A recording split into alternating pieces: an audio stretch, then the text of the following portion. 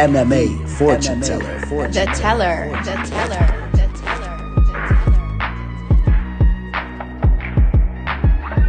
The teller checking in. We got a good breakdown video coming your way. We're going to be breaking down UFC Fight Night, Jessica Ivor, Cynthia Calvillo. If you guys could, before we even get to the fights, bear with me because I got some news and some things I want to talk about that I really would like for you guys to listen to. I think that you guys would be interested. So stick with me here for a minute before we get into the fight card. Of course, we got a lot of other things to talk about as well. Even before that, we got to talk about UFC 250. But first and foremost, I want to let you guys know, I had the Fight Companion show that went down last night. I thought it went really well. Shout out to everybody that came by and hung out and showed some love, man. It was a great time. 700 people tuned in, and this is something I'll be doing regularly. So you can expect that this upcoming Saturday as well. You see us, hanging out last night, man. It was cool, man. People were coming in and out throughout the entire show. I highly recommend you guys check it out. It's really it's a good time, and it made the event a lot more fun for me, and I think it will do the same for you as well. So next Saturday for the main card. Now, before we get into UFC 250, as far as betting-wise, I also want to tell you guys this. I'm going to be doing a promotion that I want to let you guys know about now. I'm going to be doing a promotion where if you guys refer 3 friends to follow me on Instagram, 3 friends to subscribe to my YouTube channel here, and you send me those screenshots, either the best way would be through Instagram. DM me, just send me the pictures that they did that. I'll confirm that. If you don't have Instagram, you don't know anyone that has Instagram, you can do 6 YouTube subscribers. If you can refer 6 people to subscribe to my channel, you can email me those pictures as well. MMAfortuneteller@gmail.com. Just make it happen. And what I'm going to do is, if you do that, I'm going to take your name. I'm going to write it down as soon as I get it from you guys. I'm going to be putting it in a hat. I'm going to make a raffle. And I'll be doing this over the next couple fight cards. So this will be available for you guys to do it over the next couple fight cards. And when I'll do a raffle, I'll do a live video, and you guys will see. And I'll pick a couple of those names out. I don't know exactly how many I'm going to pick out, but I'll make it worth your guys' while. And I'll be doing stuff like this moving forward down the line. So I'll do a free fight card for you guys for the winners.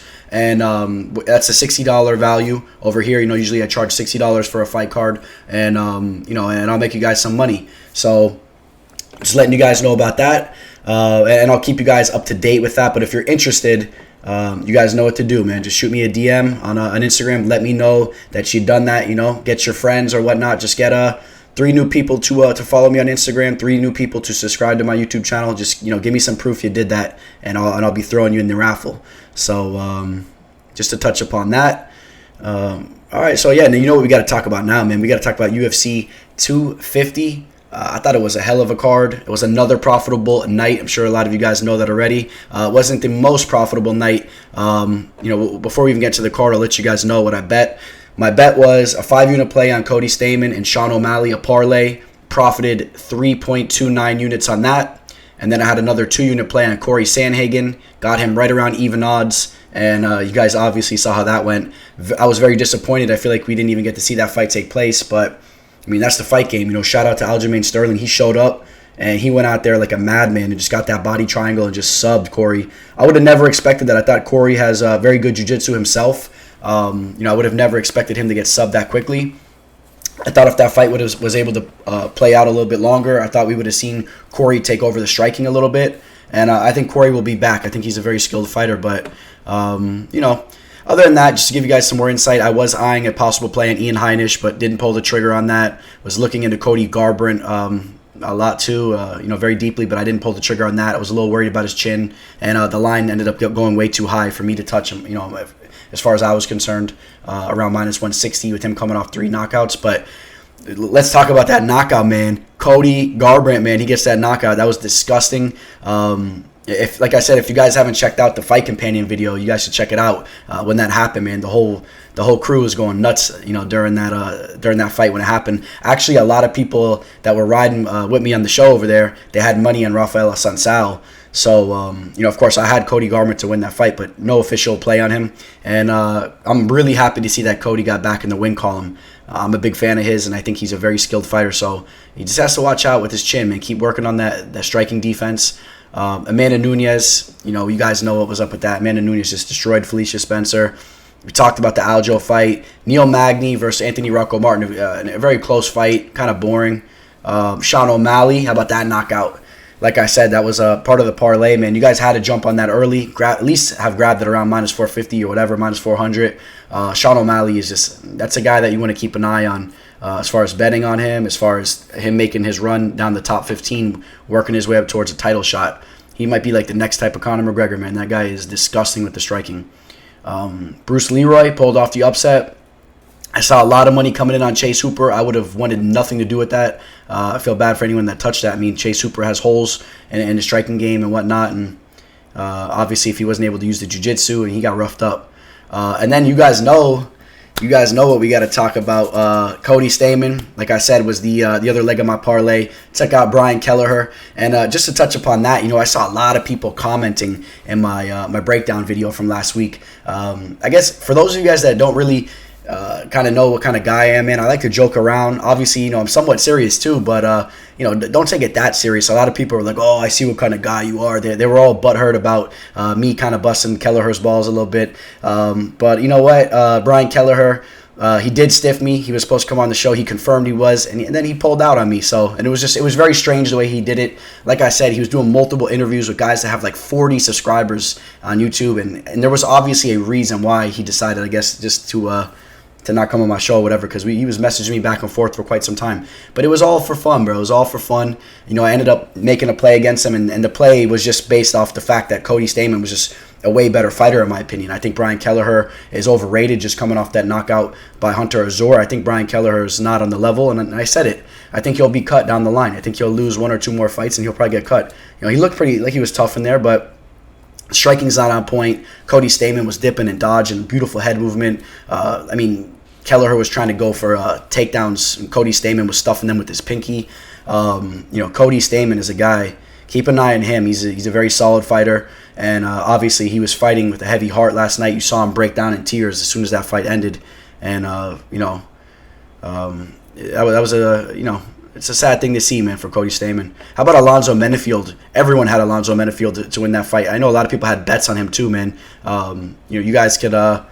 You can run the tape back. You can ask a lot of people. I'm sure a lot of you guys are listening. I told you guys, the people I work with, I didn't like that Alonzo Menefield play as far as where that line was. He never really left the first round before, and I thought there was some red flags in him. He needs to be a little bit more proven to me, so you got to stay away from those fights. I thought Herbert Burns was a line I would have never touched either. Thought Evan Dunham had a real shot in that fight, but I would have stayed away from it, of course, like I did. But Herbert Burns actually showed to be, the vastly superior fighter inside the octagon against Evan Dunham. So that wraps up UFC 250. Like I said, another profitable night. Lost the 2 units there in Corey Sandhagen, but profited 3.29, so I profited 1.29 units. That's like 11 or 12 fight cards consecutively that I profited. So, I'm proud of that. That doesn't always happen. So, that's something that I'm very proud of, and I'm going to talk about it. And in the meantime, until I finally have a losing card, I'm waiting to see if I'm going to have a losing card anytime in the next couple months. So, and I'm not expecting it to happen this upcoming weekend because I got some solid plays. For everyone that's listening, expect those plays to be coming out to you here today. I got some plays I'm already eyeing that I'm locking up. So, and without any further ado, I think it's time to get into the fight card, huh? We got let's see, UFC Fight Night, Calvillo versus Jessica I. We got the betting lines here, as you guys can see, and I think it's time to get into the first fight of the card. We got Anthony Ivy taking on Christina Aguilera. We got Christian Aguella. This is a fight that, in my opinion, you take a look at both these guys. This is the UFC is trying to fill up some spots on these cards, obviously with the situation that's going on. These are guys that might not really typically be fighting in the UFC. We've seen that as of recently, a couple fights have happened towards the beginning of some of these cards that you wouldn't typically see those guys getting their opportunity in the UFC. But there's a limited amount of fighters that the UFC is working with right now. All the fights are taking place in the United States. They got none of the European fighters on the roster to work with. But nevertheless, we got this matchup: Anthony Ivy taking on Christian Aguilera, however you guys want to say that. You got Anthony Ivy's coming in as the favorite, training at a Brazilian top team. I was watching some fight footage on him. This guy seems like he's a pretty well-rounded fighter. Seen him pull off some pretty high-level submissions. He seems to be very aggressive when he's in there. I've seen him pressing a lot of his fighters, pushing them up against the cage. Seems to be pretty strong. Striking's it's okay. It's basic. Nothing that's too good. But this is a guy that I guess I guess he deserves his shot to come into the UFC. I mean, maybe, possibly. Whereas you take a look at this guy Christian. Christian is a guy that I really wasn't impressed. I mean, this is a guy that on tape, everything I've seen from him, he likes to box a lot, likes to use his hands. He's very aggressive in the beginning of his fights. Not that technical though. He's a little slow in there. You see him eating leg kicks, and he's a guy that definitely has some problems with his cardio as well. So I think that this kind of leans towards Anthony Ivy, or I can see Anthony Ivy doing something similar like you see him doing here, wearing on Christian, and as this fight hits the later rounds, I could see Anthony, kind of taking over this fight. I think Anthony is a guy that's more deserving of this UFC shot here, and not to throw too much shade at Christian, but I'm going to take Anthony Ivy. From what I've seen on tape, he looks like to be the slightly better fighter. The line's right around minus 215, so I'll go with Anthony Ivy to win that fight. We'll slide right to the next fight. This is a good one. We got Jordan Griffin. Jordan Griffin taking Darrick Minor the second. Jordan Griffin is a guy, we saw him. He was fighting in LFA for some time, and then he actually made his debut on Dana White's Contender Series. He looked very good on his appearance over there. Trains at Rufus Sport. You guys know Duke Rufus, one of the best MMA striking coaches in the game. But Jordan Griffin is also very well-rounded. He has jiu-jitsu as well. Take a look at the line real quick. Jordan Griffin's right around minus 210. Very similar to Anthony Ivy.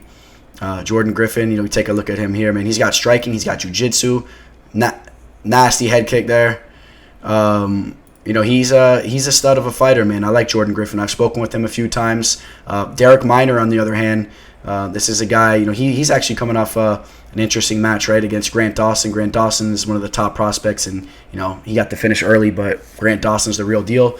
Minor is a guy that's been around the block for some time. You see him, he's been fighting since, way back in the day, man, 2012. He's been around the block. He has had a match already with Jordan Griffin. He lost that fight by getting armbarred in the second round, so he's already lost a fight against Jordan Griffin. This is the rematch. That fight took place, 2 years ago? So, even if they didn't fight, though, I was on Jordan Griffin already regardless. I feel like Jordan Griffin's the better fighter here. And, I'm going to go Jordan Griffin. And Jordan Griffin's a guy that you could potentially see come on the show. Like I said, I've spoken with him a few times. I never really officially asked him to come on the show. I didn't have the show really going down like that back then. So maybe we'll get him to come on. And, we'll take him to win that fight, man. He's a really good dude, man. The native psycho. Very well-rounded fighter. Good jiu-jitsu. He's tenacious in there. The cardio's good. The striking's good. I think he kind of edges Darrick basically anywhere this fight goes. But Darrick's a tough customer, too. Very tough customer. It's a nice little matchup here, man. Both these guys 30 years old, pretty much in the primes of their career. But Jordan Griffin should show up and pull off the victory. All right, we got Ryan Benoit taking on Tyson Nam. Got a flyweight matchup, huh? So if you guys aren't familiar with Ryan Benoit, this is a guy that I've been watching for a very long time. A fight that I remember him, when I was keeping an eye on him was way back in the day when he took on Anthony Burchek. This was a fight that back in the day, there wasn't a lot of top flyweight type of fighters. And this was a matchup of two of the best flyweights, in the game around this time. So, Ryan Benoit ended up losing this fight to Anthony Burchek. Anthony Burchek was a very skilled fighter. Never really ended up being as good of a fighter as I thought he had the potential to be, but nevertheless, that was a very good fight. Ryan Benoit, very good wrestler. He's kind of short, 5'5". He's very stout. Has a decent reach though. You see these guys. He actually has a half an inch reach against Tyson Nam, even though he's 2 inches shorter. Tyson Nam, I'm sure you guys are familiar with him too. He took on Sergio Pettis. Sergio Pettis lit him up. I think he actually had some type of striking record, on Tyson Nam's face there. So, coming off 2 losses. If he loses here to Ryan Benoit, he's probably going to get his walking papers. And this is a big fight for him. I actually don't think that Tyson Nam is that bad of a fighter. I think his striking's decent. Has a very traditional type of martial arts background, I believe. And but carries over well. He has good kickboxing. Very fit. Always is in very good shape. Very tough dude. Ryan Benoit, though, in my opinion, is a little bit better as far as with his grappling. I think his striking is up to par as well. Take a look at the line. It's pretty much a pick 'em. So people are on Nam as well here. I'm on Ryan Benoit. I'm going to take Ryan Benoit. It's a very close fight. Now, Ryan Benoit is coming off a loss against Haile Alateng. I believe he is a Mongolian fighter. That was a fight he should have won, so that's a red flag right there. Haile Alateng is not really the most top-level type of fighters, but take a look back now. I mean, the Brandon Moreno fight, that was a very close fight. Brandon Moreno is one of the most talented flyweight fighters in the game, and he took Brandon Moreno to a split decision. You take a look back, man, he has a victory over Sergio Pettis. So if you want to use some fighter math, which doesn't always really work, but he beat Sergio Pettis, actually knocked him out in the second round, and Sergio Pettis, like I said, did all types of records all over Tyson Nam's face. But this is the fight game. You can't really look at things like that all the time. But I'm going with Ryan Benoit here. I like Ryan Benoit. He's a solid fighter. All right. Now we got a guy who's making his return to the octagon here, man, that just laced up the gloves not too long ago, right? And that was a very exciting fight. If you guys know what fight I'm talking about. Not necessarily for him.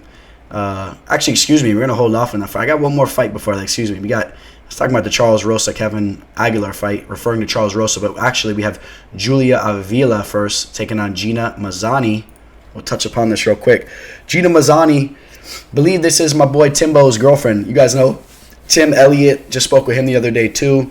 Was trying to get him on the show, but he said again it's not really working out good for him. Obviously, he just fought. He lost that fight, and now he has his girl over here is about to fight. So he respectfully said he has things going on, but he definitely wants to hop on eventually down the line. So we'll get Timbo on the show. Gina Danger Mazzany. Let's check the line on this fight real quick, right? Gina Mazzany is a big underdog, plus 350. Julia Avila, minus 440. And I guess rightfully so. Julia is the better fighter on tape when you watch the tape. Gina Mazzany, we'll take a look at what she's done since she's entered the octagon. She made she was in the Ultimate Fighter, that's right, and then actually bounced back, got destroyed by Sarah McMahon, did pull off the victory against Yanin Wu. Really wasn't that impressive. She lost to Lena Landsberg, Macy Chiasson. That's why Macy Chiasson was looking like a beast. Macy Chiasson, a girl that she was having so many fights that she was going into. The line was so high on her. People were really high on her, and then she got completely derailed. Actually, she lost to Lena Landsberg. Lena Landsberg is the girl that derailed Macy. Be interested to see what Macy, how she ends up settling back in the octagon down the line. You always got to love Macy's haircut. Some people like to refer to her as Karen Chiasson. But, then we got Valerie Barney. So she did get a victory over there. King of the Cage golden fight. She got a first-round victory. But she's getting another chance here against Julia Avila. Just a nice, well-rounded fighter. Always comes in great shape. And, she took out Pani Kianzad, the girl from The Ultimate Fighter, if you guys remember that girl. And she's been pretty much taking everybody out, man. Ashley Dean, Alexa Connors. She had a loss against Marcia Allen, and that was a hand injury. Yeah, so this girl, she's a good fighter here. I'm gonna go with her to win this fight. Based on the tape, I mean, she's better everywhere the fight goes. From what I've seen. So, and obviously the line's high. This is something that you want to parlay it with something. Typically, girl fights that are high like that, I tend to stay away from them because sometimes you never know what's going to happen in there. This fight might play out extremely close. Gina's a tough chick, and she might rise to the occasion.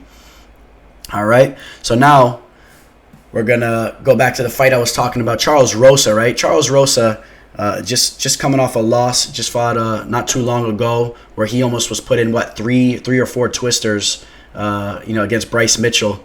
And Bryce Mitchell's getting his camo shorts now based off that performance. So, Charles Rosa, he wants to come back now, and he wants to make a statement. He wants to jump right back in there and get a victory. And it's not going to be a walk in the park for him because he's got a guy, Kevin Aguilar, the Angel of Death. What a fitting name because this dude is tough, man.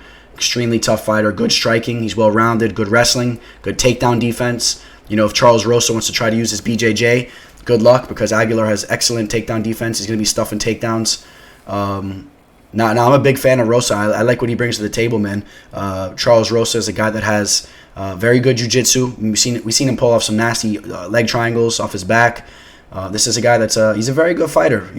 I don't think his last performance is really the best example of what he brings to the table here. But saying all that, I'm going to tell you guys who I'm going with. I'm going with Kevin Aguilar to win this fight. I like Aguilar. I've had money on him before, and he's came through for me. I think he's a very well-rounded fighter. Take a look at the line. People favor Aguilar to win this fight, -160. Could also be, in part, the performance Charles Rosa had, the way he got dominated. It could have took a little bit of stock out of him. Take a look at that line. But Charles Rosa is a very game opponent. But Kevin Aguilar is he's nasty, bro. He's nasty with the strikes. I mean, you see the power in his hands. I mean, he's a nasty dude. Charles Rosa is a dude. I believe he lives right around the street, right outside my house. I see him on Instagram riding his bike around, literally outside my front door. So it's funny, man. One of these days I'll bump into him again. I bumped into him once a while back on St. Patrick's Day. I told you guys about that. Extremely cool dude. He's an expert chef. He's a guy that I would love to have come on the show. And again, I hope he's a cool dude. And, sometimes, just to touch upon that, the fact that I'm not picking him to win this fight, hopefully he's the type of dude, if he ever did see this, that, he wouldn't take it personal. And I mean that for all fighters. I got to pick one of the two guys, and I'm going to go with who I think is going to win the fight based off the fight tape. So, no disrespect, Charles Rosa, man. Big fan of yours, and I would love to have you on the show, man, for an MMA live discussion. I got a nice guest that's going to be coming in this upcoming Thursday. He's already confirmed. I'll let you guys know who it's going to be here at the end of the show, so stay tuned. And, but I got Kevin Aguilar to win that fight. All right. Up next, we got Jourdain Espinosa taking on Mark Delarosa. Jourdain Espinosa, man, this guy's a pretty decent fighter. Both these guys, Mark Delarosa, they're coming off some losses, though. Mark Delarosa, of course, he is the husband of Montana Delarosa. Mark Delarosa has a good Brazilian Jiu-Jitsu base. Only 25 years old. He's about to be 26. He's very young, so this guy's still touching up, on his skills. And Jourdain Espinosa, well-rounded fighter, comes in physically fit. He's a physically strong guy for the weight division, 30 years old. Let's look at these guys as far as their size goes. 5'6", 5'6". Espinosa is going to have a 4-inch reach. So he's going to have that reach advantage in there. Espinosa coming off 2 losses to Alex Perez, who looked amazing yesterday. Alex Perez is the real deal. And against Matt Schnell. Matt Schnell is an excellent fighter as well. So, he's coming off 2 losses to the 2 real fighters. You know what I mean? So don't look into that too much. And then Mark Delarosa, who's really been having a tough time putting it together. He got worked by Pava. That guy's tough, man. This guy Pava, the Brazilian fighter. Kai Kara France rarely loses, and then Alex Perez also another. We just talked about him, So man, this is a tough fight. I like Espinosa here. I think Espinosa. I think he'll kind of have the edge as far as the striking goes. I kind of see this fight being more of a striking war than a grappling-based type of fight. I think Espinosa can keep it standing and work his kickboxing and whatnot. I'm going to take Jourdain Espinosa to win the fight. Jourdain Espinosa. He's a -160, yep. All right. Andre Touchy Fili. This is a guy we've been watching for a long time. Taking on Charles Air Jourdain. One of the dudes that was hanging out in the fight companion last night says he's a good friend of Charles Jourdain, or he knows him pretty good. He knows a lot of these guys.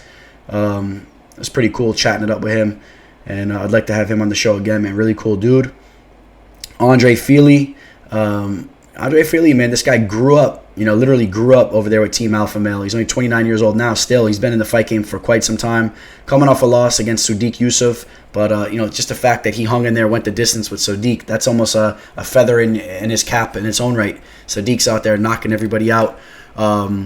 Fili had the win against Shayman Moraes, Miles Jury. These are solid fighters. The Michael Johnson fight, you would have liked to have seen him win that fight because Michael Johnson's been dropping the ball a lot. So, Michael Johnson usually gives you opportunities to win that fight. But I felt like Touchy Fili just, he exchanged and a striking matchup with Michael Johnson and played into his game, and he gave Johnson an opportunity to win that match. But Andre Fili, he has a good reach, good kicks, very technical, scrappy dude.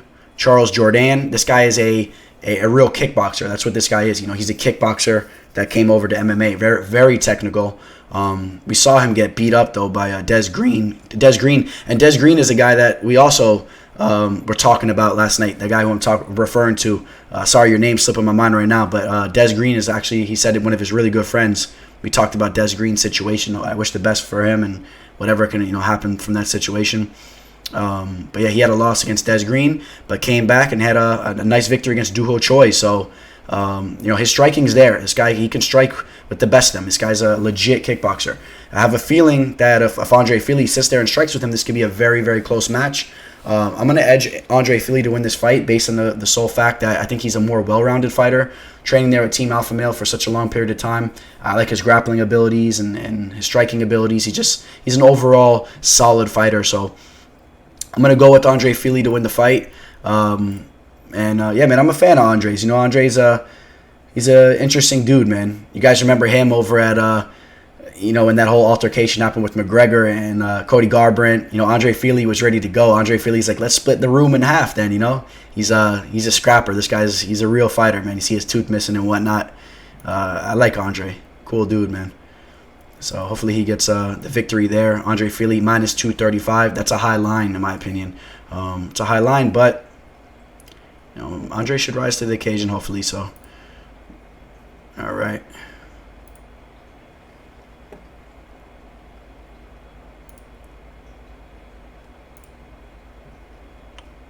We got Ray Borg, another fighter that's making a quick return, taking on Merab Dvalishvili. This is going to be tough for Ray Borg, man. Ray Borg has been getting locked up in the octagon with some tough dudes, man.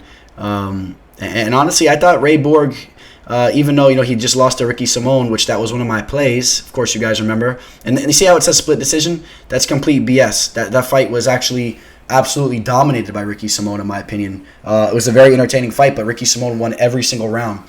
And that was another one of my plays, another victorious play. And, yeah, that wasn't a split decision. That was absolutely wrong. But, if you ask me in that fight, even though, like I said, Ray Borg didn't win a round, I thought he looked very good with his striking. He looks very fast. He looks dangerous. If he connects on some people, he's going to put them out. He hit Ricky with some shots, too. He did. He hit Ricky here and there, and Ricky ate them all up. But, I mean, what a schedule for this guy. He gets locked up in there with Ricky Simone, who was just the bigger fighter in there. Now he's getting Merab Dvalishvili. Merab Dvalishvili has excellent grappling. Merab is going to do exactly what you just saw Ricky Simone do. If anything, he's going to do it worse because Merab Dvalishvili has better grappling than Simone. Merab Dvalishvili, this guy has excellent grappling. He picks guys up and he slams them down almost like Khabib style. The Georgian fighter. Or however you want to say that, Jordanian fighter fighting out of Georgia, whooped up Casey Keeney, destroyed Brad Katona, tossed him around like crazy. Did have that loss against Ricky Simone. That was a crazy fight, right? Really crazy fight. A lot of people thought that was a complete robbery, the split decision against Frankie Saenz. Shouldn't even have let that fight be that close. But he's really came around. It's funny, I'm just actually looking at a message from Tim Elliott. It just popped in the bottom. He just sent me a message. But I mean, he's really developed his game. He's really came around. He's really, in my opinion, he's going to make a run towards the top of the division. This guy's a legit fighter. If you guys don't remember where he came from, and he came from Dana White's Looking for a Fight. You see him here. This is where he found out that he was getting the contract. And, he's got that Sarah Jiu-Jitsu, man. You saw Aljamain Sterling use some of that Sarah Jiu-Jitsu last night. The Jiu-Jitsu is real. But, in my opinion, Merab Dvalishvili is just a whole different type of athlete. This guy is a natural grappler. He's obviously been doing it for a long time, and he picks dudes up and slams them on their head. And I think that's what's going to happen to Ray Borg, and that's going to be tough. It's going to be another loss for Ray Borg. But Ray Borg, you know what? This is the fight game, so you're gonna get locked up with tough guys, So, and Ray Borg he's not a pushover. Ray Borg's going to show up, so. But I definitely got Merab. The line's high, too. It's a shame because the line's pretty high. So, and it opened up high right away. If you're on any of these types of books, it's opening up at 315. Look, it just dropped recently to 325. If you're on 5 dimes, you could have grabbed it early. But, 5 dimes, I don't know if a lot of you guys mess with them. Their platform's a little different. Could have got them at minus 210. That's really where you want them. That's where you can capitalize. But not a lot of bookmakers are opening up those lines like that. All right. This next fight, this is, in my opinion, the most exciting fight on the card. I'm sure a lot of you guys agree with me. I don't understand why this isn't the main event. Tell me how this isn't the main event. we're going to talk about the main event here in a little bit, but this should be the main event. And what's cool about this, if you guys haven't seen it, these guys already have a beef. Marvin Vettori and Karl Robertson. Here's the video here. I mean, these guys were... Marvin Vettori was really upset. Karl Robertson missed weight. He felt like I guess he was a little bit at fault for whatever was going on, and he wasn't happy, man. He was ready to go. I'm sure he was very emotional too, man, based on what's going on with the pandemic. A lot of people, you see how they're acting with the pandemic. It's definitely gotten some people's heads. So I think that's kind of what happened here. Marvin Vettori was going nuts. And Marvin Vettori is a guy I'm very high on. You guys know I already broke down this fight when it was supposed to happen the first time around. I'm picking Marvin Vettori to win this fight. I think Marvin Vettori is a legit title challenger. We already saw him lock horns with Israel Adesanya. He looked very good in that fight. Split decision loss for him, but he's only 26 years old, training at King's MMA. The striking's nasty with Rafael Cordero. And this is his fight to win. Karl Robertson, though, is not a pushover. Karl Robertson's a very, very talented fighter. But I just think that Marvin Vettori, if he's going to be a real title challenger and wants to work his way back up to the top, Karl Robertson is a guy that's not going to stand in your way, in my opinion. But at the same time, he's been, Karl Robertson has locked horns with guys all the way up at light heavyweight, Glover Teixeira. And now he's coming off 2 nice wins against Roman Kopylov. That was a very interesting fight. The undefeated Russian fighter, Roman Kopylov, who Robertson was able to get the rear naked choke. And Roman Kopylov was an undefeated Russian fighter. He beat Wellington Turman before that. Wasn't really that impressive. But Karl Robertson's, he's a game opponent. He has victories over guys like Ryan Spahn, Darren Stewart, Jack Marshman, all strikers. Marvin Vettori is just a little bit better of a striker than any of those guys. And I think Marvin Vettori is a better striker than Karl Robertson. Marvin Vettori has excellent takedown defense. I think he can keep this fight standing. And I think that he'll take Karl Robertson out in the feet, or he'll just win a decision. That's how I see this fight going. Karl Robertson plus 180, Marvin Vettori minus 220. I mean, if you're high on Karl Robertson, you feel like, because he's a solid fighter too. If you're high on him, maybe you think you're getting some value there, or you think Marvin Vettori's minus 220, minus 200, minus 210. You think that there's some value there. All right. So now, like I said, that should have been the main event, but we got another main event that a lot of you guys, I heard a lot of people are going to be turning the TV off before the main event even starts, which isn't typical, right? Usually the main event everyone's excited for, but that's what I've been seeing a lot of people say. It's taking place in the flyweight division. Cynthia Calvillo, tough chick, taking on Jessica Ai. Jessica Ai is going to be 2 inches taller. She's going to have a 2-inch reach. She should be the more naturally bigger fighter in the octagon fight night. But I think that Cynthia is a little bit more skilled of a fighter, in my opinion. She has a good wrestling base. She's over there training over at Team Alpha Male. She's definitely put some time over there, trained with some of the best of them. Coming off a nice victory over Courtney Casey. We saw Courtney Casey's no joke. Courtney cast iron Casey. We saw her pull off a nasty armbar. It was the other week. Courtney Casey can strike and she could grapple. Cynthia took out Pauliana Botello. She's a nasty striker. The Carla Esparza loss, a lot of people thought that Cynthia won that fight. If she didn't lose that fight, she's still undefeated. And, took out girls like Joanne Calderwood, Pearl Gonzalez, Amanda Cooper, Montana Delarosa, Jillian Robertson. These are all real names, legit names. Then you got Jessica Ai. Jessica Ai, poor girl, almost got decapitated by the best female fighter on planet Earth, in my opinion. I want to see that fight ran back. Valentina Shevchenko versus Amanda Nunes. Run the fight back. Amanda Nunes is over there taking these girls out like that last night. She looked amazing. Shout out to Amanda Nunes, but you know what I mean? She ain't doing that to Valentina Shevchenko. I said it, and I'll keep saying it. Valentina Shevchenko won probably both those fights, in my opinion. For sure, I think it was the second one. For sure won that fight, and it was a robbery, split decision robbery, whatever. Some people ain't gonna want to hear me say it, but that's how I feel about it.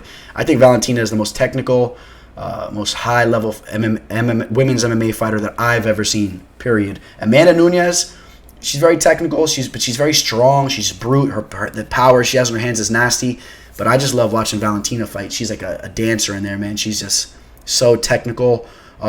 People want to talk about technical fighters like Demetrius Johnson, but how about we talk about Valentina Shevchenko? Just the fact that she's a girl, that doesn't mean anything. I mean, this girl is so technical. You want to talk about, as far as striking goes, grappling, everything, her takedown defense, how quick that she's in position to stuff a takedown, how quick she gets her leg up to the head for head kicks. It's crazy, man. I'm a big fan of hers, without a doubt. My favorite women's mixed martial artist in the game. So had to touch upon that real quick. But yes, she did almost decapitate Jessica Ai. But, you know, since then, right, Jessica Ai bounced back with a nice little win over Vivian Araujo. Tough little fight she had there. And then now she has Cynthia Calvillo. Cynthia Calvillo, decent boxing, has the wrestling base. You take a look at her body now. You know, she's coming up, or she's moved up in weight, you know, here. And, you know, she's fought here before, but still, you know, her body type is she looks a little pudgy, kind of. I mean, I guess it's just the way she looks, you know what I mean? And she's a very tough fighter. I mean, you see her hitting the pads here. I like Cynthia to win this fight. I like Cynthia Calvillo to win this fight. Line is pretty much even. I think some people just think that Jessica Ai is going to be a little bit bigger in there and work her little pitter-patter type of striking. I think that Cynthia edges this fight out. I'm going to go with Cynthia Calvillo. And, yeah, that's the last fight, you know. So I told you guys that I'm going to announce to you guys who I'm going to be having on the show this Thursday. I'm working on getting another fighter as well. I'm going to be having Christos Giagos. If you guys are familiar with Christos Giagos, UFC lightweight fighter, a guy that he has Greek heritage like myself. I'm a fan of his, and I think he's a tough dude. And I think he's starting to put his game together. Pull up Christos real quick, because he's a cool dude, man. And I'm also working on getting maybe another fighter, like I said. But Christos the Spartan Giagos, take a look at him here.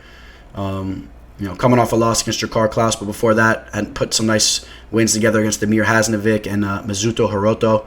Lost to Charles Oliveira, who's not losing to Charles Oliveira right now. Then he had a little stint over in the ACB. I thought he won this fight. A lot of people thought he won this fight. It's hard to go over to Russia and go beat a guy over in his neck of the woods in their promotion, you know, ACB. Thought he won this fight. And then, you know, you're really only talking about 2 losses, you know, Karl and Charles Oliveira. So keep an eye on him, you know. We'll get some fight news and see where he's at. We're talking about the 45th current best lightweight fighter in the world, according to Tapology. So I'm excited to have Christos Giagos on the show, training at a Black House MMA. And like I said, stay tuned. I'm probably going to have another fighter on the show as well. And, yeah, I mean, I guess that wraps up the show. Like I said, the Fight Companion will be taking place for the main card again, and there's going to be more and more people. This thing is snowballing. We had almost 50 people in the show live last night. It was like up in the high 40s, almost 50, I think, at a brief moment in time. So really excited about that. If you guys didn't join, man, please do join. If you're just sitting at the house, throw it on your laptop, throw it on like a little side TV or your phone while you got the fights on. And it's a good way to watch the fights, man. I really enjoyed it. You know, I'm not really going out to the bars and whatnot like I used to with the whole situation going on. I've been kind of taking it easy, so I really enjoyed just sitting at my penny bar right here. And I got the fights going, and I really enjoyed that. I think you guys will enjoy it as well, so something to take into consideration. Also, remember, I'll say it again, I'll be talking about this here over the next couple of events. If you guys do get 3 of your friends to follow me on Instagram and 3 subscribers for the YouTube channel here. Send me screenshots of those. I'm going to put your name in a raffle. I'm going to be picking a bunch of winners out, and I'm going to be giving free fight cards, my exclusive bets. It's a $60 value. And if you guys do that, and if you win that, I'll do something special for you guys. I'll think of something else too. And I'm going to be doing a lot more promotions like that. I'm creeping up to 2,000 subscribers. I really appreciate that. I'm going to start doing a little something special every time I hit a milestone. When I hit 5,000 subscribers, I'm definitely doing something for everybody. Mark my words on that. And then when we hit 10,000, I'm going to start doing some real nice things, just giving out free bets. I'll probably start sending out merchandise to you guys. I'll do some type of things like that where, you know, I'll start getting some cool fighter gear. Now that I'm dealing with these fighters, maybe I'll start getting stuff autographed for you guys, some cool memorabilia from some of these guys. I'll ship it out to them, have them sign it. I'll work with them. And so expect some big things from me over here. And I'll make this show more and more exciting for you guys. You know, every day I'm working on this type of stuff. So it's full time over here for the Teller, and expect big things, like I said. And I think that pretty much wraps it up, man. I'll see you guys Thursday. MMA live discussion. Really excited for the show. Like I said, Christos Giagos will be joining us. And like I said, keep an eye out for me posting. There'll probably be another fighter possibly. Otherwise, we'll just keep it with Christos, and then we'll talk, you know, everything fight night, I versus Calvillo. We'll talk some stuff, you know, in regards to that fight card live. You know, we'll make it interactive. And remember, the Fight Companion is interactive, so you're not just sitting there listening to me. If you guys want, you guys hop in. We could fit up to 6 people in the show. All right. So I think that wraps up everything over here. UFC Fight Night, Jessica Ai versus Cynthia Calvillo. You guys know the deal. This is the one and only place to really, get that valid information for these fight cards, the real breakdowns. All the other guys out there, you got to be careful what you're listening to. I appreciate all of you guys. All right, on that note, signing out, the Teller.